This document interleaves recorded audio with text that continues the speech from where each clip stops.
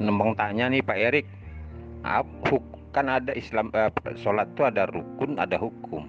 Saya pengen tahu deh, Pak Erik, tolong terangin dari Ahmadiyah tuh apa hukum sholat itu. Silakan Pak Erik. Hukum sholat itu ada yang fardu, ada yang sunnah, seperti sunnah rawatib ya. Kemudian ada yang nafal seperti tahajud, sholat duha, dan ada yang witir. Itu termasuk nafal kalau witir, atau sunnah boleh juga ya. Nah, kalau rukun sholat, rukun sholat itu kan ada di dalam tuntunan ibadah sholat yang ditulis oleh ulama kami ya. Nanti saya share deh PDF-nya kepada Bapak ya. Bukan yang saya maksud hukum sholat itu soal wajib sunnah Pak Erik. Kalau wajib sunnah sebetulnya sih tidak ada orang yang nggak sholat di dunia ini. Orang kafir, orang munafik, orang syirik pun sholat dia. Nggak ada, cuma bedanya ada orang yang berhadap kepada Tuhan sholatnya, ada yang nggak berhadap kepada Tuhan, ada yang berhadap kepada selain Allah. Yang saya maksud itu hukum sholat. Hukumnya sholat itu apa? Kalau di kami Pak Erik ya, hukum sholat itu ada kauli, ada fi'li, ada kolbi. Nah, kolbi pun dia punya hukum juga ya.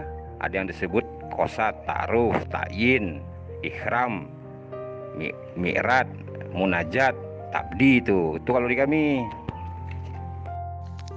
Kalau wajib ini artinya bagi mereka yang beriman kepada Allah dan kepada Nabi Muhammad SAW ya. Jadi di dalam Al-Quran ada perintah ya, perintah sholat.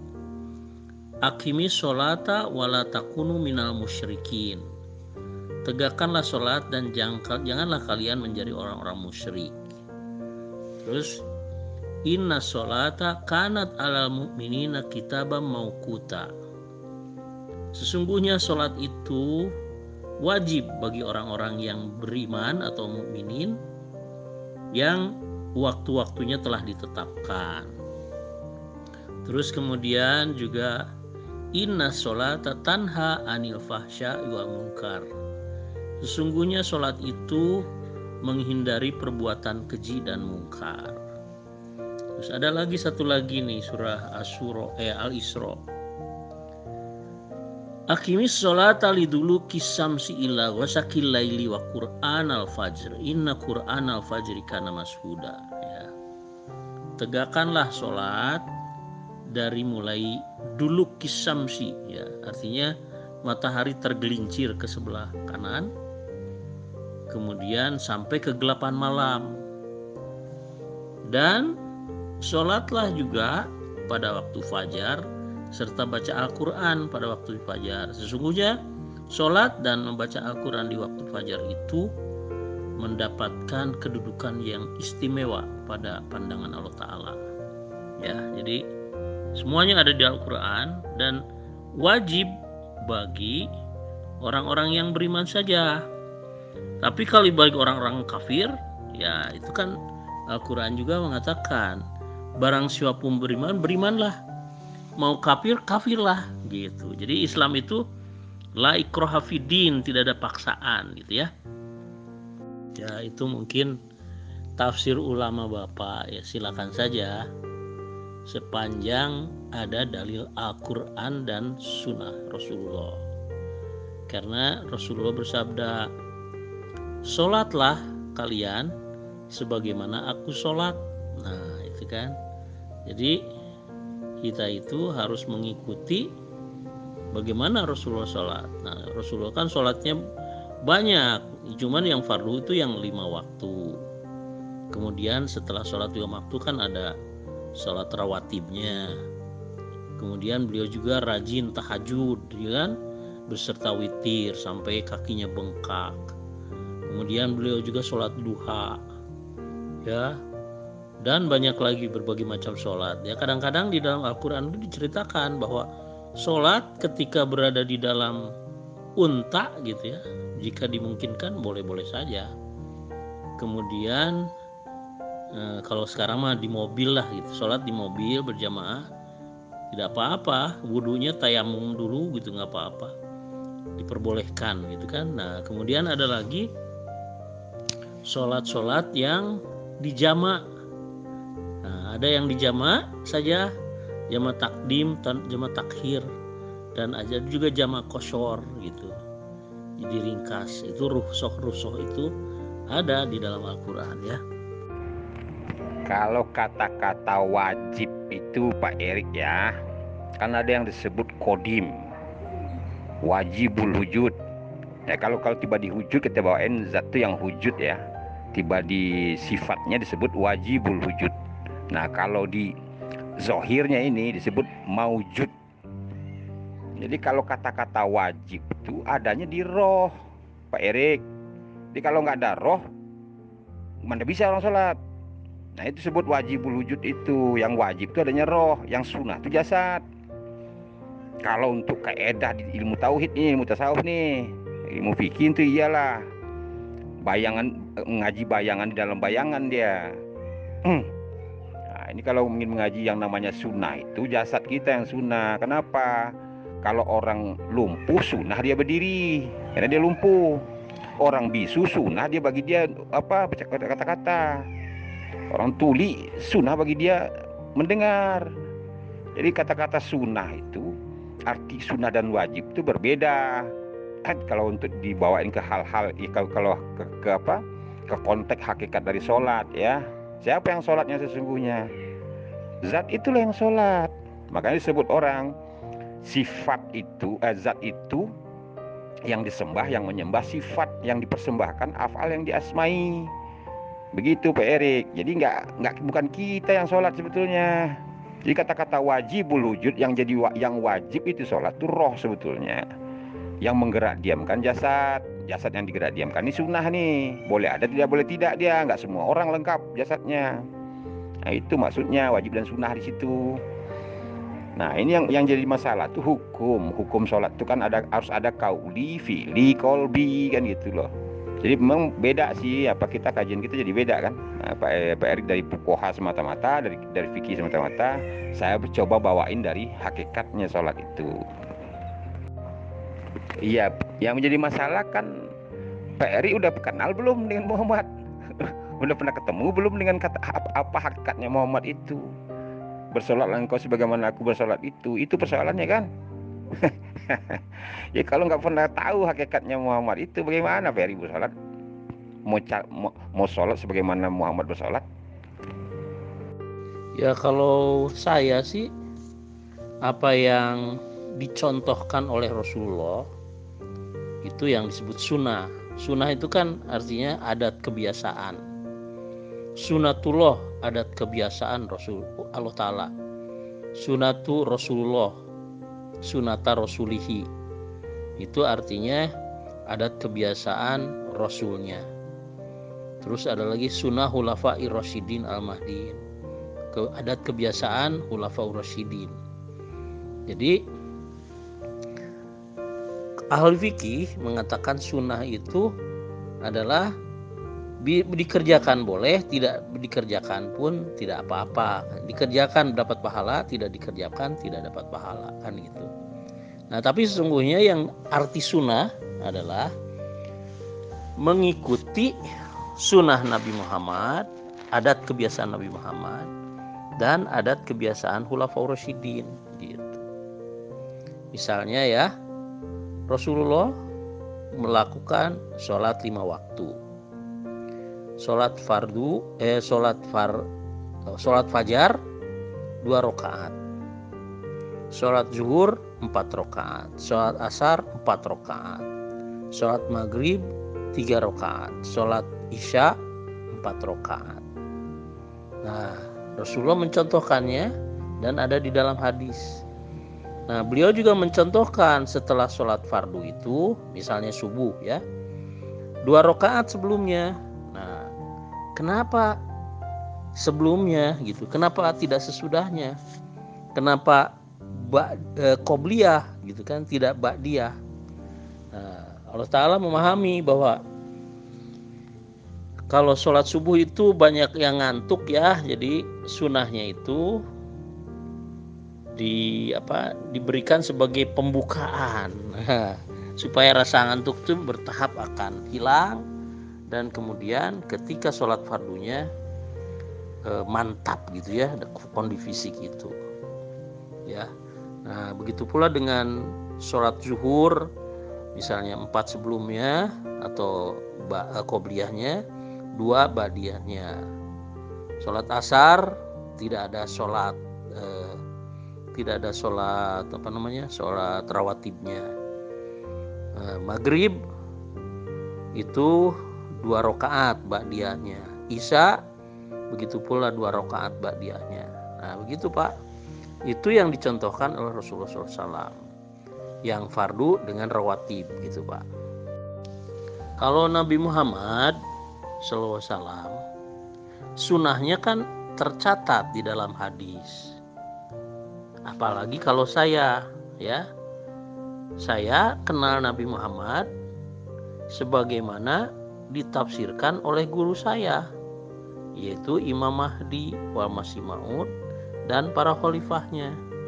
Itulah imam saya yang secara internasional membawahi atau diikuti oleh ratusan juta umat Islam yang telah beriman kepada Imam Mahdi wal Masih Maud dari 220 negara, dari 5 benua, dan dari seluruh penjuru dunia. Jadi Bapak bisa lihat tuh bagaimana imam kami yang sekarang masih hidup ya, khutbah Jumat kan udah saya share di situ. Saya mau tanya sama Pak Erik nih, ada nggak yang keluar dari sunatullah di semesta alam ini? Semua manusia nih, mau beriman, mau kafir, mau munafik, mau orang apapun, ada yang keluar nggak dari sunatullah? Sunnah Rasul itu sunatullah sebetulnya kan? Ada nggak orang yang di alam yang keluar dari sunatullah? Kira-kira ada nggak? Kira-kira? Ya makanya coba diangkat lagi narasinya dari fuqaha semata-mata naik ke hakikat. Hakikat itu artinya kan yang sebenar-benarnya. Ada syariatullah. Nah, jasad kita dan perbuatan jasad itu yang disebut syariatullah.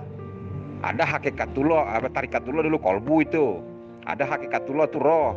Ada marifatullah itu zat itu yang menggerak diamkan sifat-sifat itu yang akan mewujud nanti ke afal atau ke jasad ini. Yang diasmai jasad itu ya, di orang baik, orang buruk, orang apapun namanya, orang kafir, orang beriman, orang munafik, dan semacam. Ada nggak kira-kira yang keluar dari sunatullah di semesta alam nih, dalam di bumi ini yang manusia-manusia ini semua, ada yang keluar dari sunatullah nggak kira-kira menurut Pak Erik? Sunatullah itu berbeda dengan sunnah Rasulullah SAW ya. Kalau sunatullah itu di dalam Al-Quran disebutkan bahwa sunatullah itu tidak pernah berubah dan tidak pernah berganti, tetap ya. Jadi misalnya contoh, a'udzubillahi minasyaitonirrajim, walaqad dolla qablahum aktsarul awwalin walaqad arsalna fihim munzirin. Dan pasti ya, Allah ketika manusia pada umumnya sudah mulai tersesat ya, maka Allah akan mengutus pemberi peringatan. Nah, jadi diutusnya seorang rasul itu ketika umat manusia pada umumnya sedang berada dalam kesesatan. Nah, sebagai contoh ya, Imam Mahdi disabdakan oleh Rasulullah SAW begini, ubasyirukum bil mahdi yub'atsu fi ummati ala ikhtilafim minan nas wa zalazil. Aku kabarkan berita gembira tentang Al-Mahdi yang akan diutus Allah dari antara umatku ketika terjadi cerai-berai di antara umat Islam gitu Pak. Nah jadi cerai-berai itu menurut Al-Quran sama dengan memecah belah agama. Ada di surah Ar-Rum ayat 31-32. Memecah belah agama itu termasuk musyrikin. Nah, sedangkan di dalam As-Saffat walaqad dola, tersesat. Ketika umat sedang tersesat, maka Allah mengutus pemberi peringatan, yaitu utusannya. Nah, Al-Mahdi itu utusan Allah dari umat Nabi Muhammad SAW. Ya, jadi pertanyaan Bapak adalah, apakah ada di antara kejadian di alam semesta itu di luar sunatullah? Jawabannya kan tidak ada. Gitu. Ya, cuman yang saya ingin menjawab duluan adalah bahwa sunatullah sama sunnah Rasulullah itu beda, tetapi sejalan, gitu Pak ya. Berarti Pak Erik ini beriman setengah apa firman Tuhan, beriman juga kepada setengahnya lagi ya, nggak beriman kepada setengahnya gitu ya. Saya tanya, yang memberi petunjuk siapa? Yang menyesatkan siapa? Yang mengangkat siapa? Yang menjatuhkan siapa? Yang memuliakan siapa? Yang menghinakan siapa? Saya tanya Pak Erik, siapa itu? Sunatullah itu kalau dalam hakikat yang sebenar-benarnya, apapun yang ditulis oleh Tuhan di alam minsal itu yang akan mewujud nanti ke alam sahadah ini, itulah yang disebut sunatullah. Semua ketetapan Allah yang sudah ditulisnya di Lauhul Mahfuz itu yang akan mewujud nanti di alam semesta ini. Itu sunatullah Pak Eri kalau mau ke hakikatnya.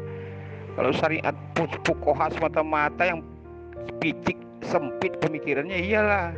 Kok berbeda lagi sunatullah dengan sunnah Rasul, yang aneh-aneh aja Pak Erik. Sunatullah, sunnah Rasul itu sunatullah, dia menjalankan sunatullah itu, sunnah Rasul itu. Nggak bisa Nabi itu buat sunnah-sunnah sendiri, harus menjalankan sunatullah dia.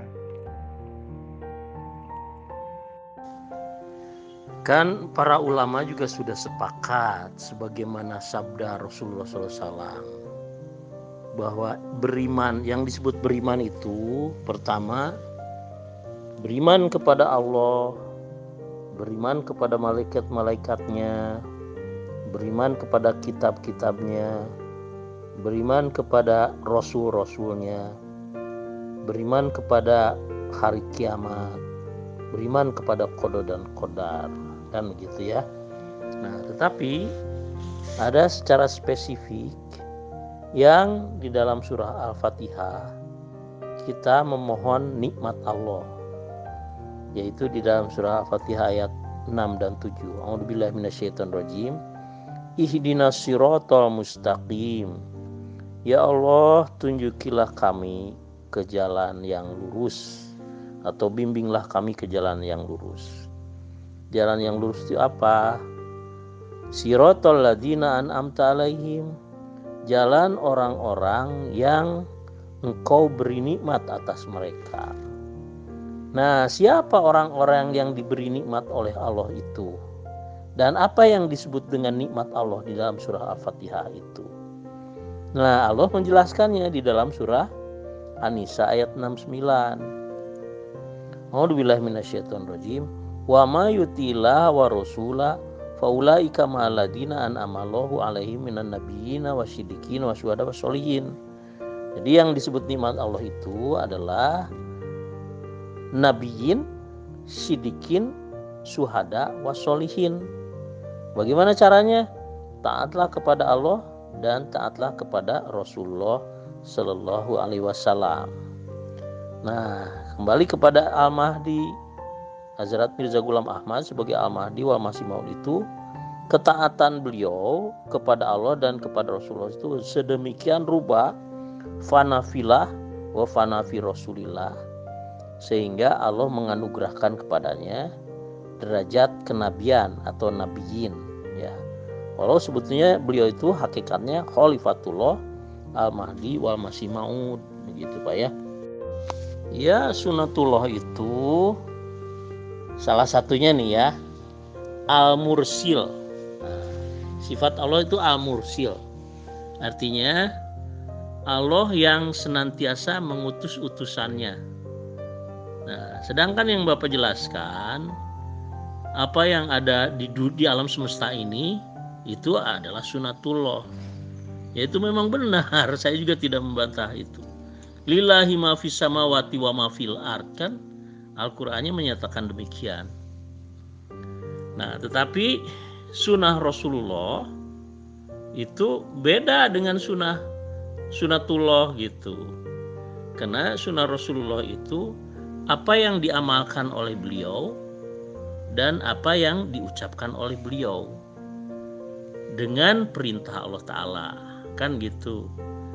Jadi beda itu Pak, karena Nabi Muhammad kan tidak menciptakan alam semesta.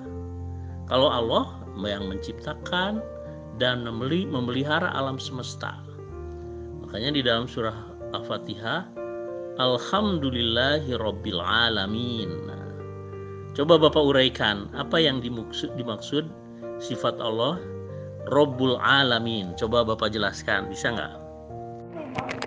Lanjutin dulu ayat Fatihahnya Pak Erik. Yaitu jalan orang-orang telah Engkau beri karunia nikmat atas mereka, bukan jalan orang-orang yang Engkau murkai, bukan pula orang sesat. Terus yang bikin orang tuh dimurkai dia sesat siapa? Baca ayatnya baik-baik, baca terjemahannya baik-baik gitu, pahami baik-baik gitu kan. Iya, ilah, ndak ada yang keluar dari sunatullah di semesta alam nih. Ini yang udah paling sempurna nih alam ini sekarang nih. Ada orang baik, ada orang buruk, ada segala macam. Itu semua perwujudan dari asma-asma Allah tuh udah lengkap semua itu. Dia yang menciptakan, dia yang beri petunjuk, dia yang menyesatkan, dia yang memberi rezeki. Semua ada, semua sunnah tuh. Udah ada perwujudannya semua itu. Saya kan hanya menjelaskan dari perspektif yang positif saja. Ihdinas siratal mustaqim, siratal ladzina an'amta alaihim. Itu saja yang saya jelaskan. Tapi kalau Bapak ingin mendapatkan penjelasan tentang kalimat selanjutnya, ghairil maghdubi alaihim waladdallin, ya. Bukan jalan orang-orang yang telah Engkau murkai. Pertanyaannya siapa yang dimurkai Allah itu, gitu kan? Nah, Rasulullah menjelaskan, lain tidak mereka itu adalah sifat orang-orang Yahudi. Terus kemudian waladolin, dan orang-orang yang sesat.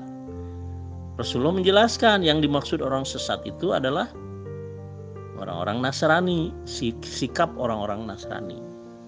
Nah, itu Yahudi dan Nasrani itu kan sama-sama Bani Israel. Dan umat Islam pun, kata Rasulullah, setahap demi setahap akan mengikuti kelakuan Bani Israel. Nah, sekarang saya ingin jelaskan kenapa Bani Israel, khususnya Yahudi, disebut Maghdubi, yang dimurkai. Nah, ada di dalam surah Al-Baqarah, yaitu setiap datang kepada mereka seorang Rasul, sebagian mereka dustakan dan sebagian lagi mereka berusaha untuk membunuhnya.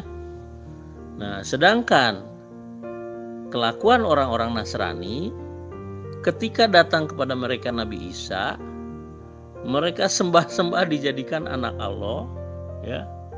Kemudian dijadikan Tuhan, bahkan 3 Tuhan. Nah, ini beda kan, kontradiksi antara Yahudi dan Nasrani itu di situ, Pak. Tapi ya, saya sudah menjelaskan berdasarkan sabda Rasulullah. Maghdubi itu Yahudi, dolin itu adalah Nasrani, ya, dengan karakteristiknya, dan mereka kedua-duanya adalah Bani Israel, Pak, ya. Ya, kalau mau runut nih ya Pak Erik ya, yang disebut syariat itu, yang syariat, kata-kata syariat itu jasad manusia itu, ya. Nah, itulah sunatullah itu, ya. Nah, kalau yang sunnah, wajib sunnah yang kata orang fuqaha itu perbuatan sholat sebetulnya, bukan sholat. Berbeda perbuatan sholat dengan sholat, ya. Jadi perilaku manusia itu, baik yang baik maupun yang buruk, itu semua juga kehendak Allah. Nggak ada yang keluar dari kehendak Allah itu. Nah, jadi kalau masuk, jadi kalau kajiannya syariatullah yang jasad kita itu yang disebut syariat itu, rukun 13-nya jadi jasad itu. 4 dari ibu, 4 dari ayah, 4 dari nabi, 1 dari zat itu, dari Tuhan itu. Itu kajiannya tuh kalau ngaji diri kita. Ya. Nah, kalau yang disebut tarikatullah itu, nah itu kolbu kita tuh. Nah, kalau yang dimaksud itu kajian yang tadi untuk jasad ya. Nah, sekarang kajian untuk masuk ke kajian untuk torikotnya. Semua asma Allah itu harus mewujud nanti. Nah, kalau untuk kejiwaannya nanti lagi nih. Nah, itu kan semua rasa harus kita kendalikan dulu untuk rasa-rasa itu. Supaya kita nggak mengekang mengendalikan hawa nafsu itu dari sifat-sifat yang namanya pengendalian rasa itu, yang nanti nafsu itu, nafsu amarah, lawamah, hayawaniyah, nafsu al-kamilah, nafsu semacam itu, sampai kepada titik nafsu mutmainah nanti kan. Nah, baru nanti masuk ke sir. Nah, itu ya rahasia Allah itu, yang zat itu.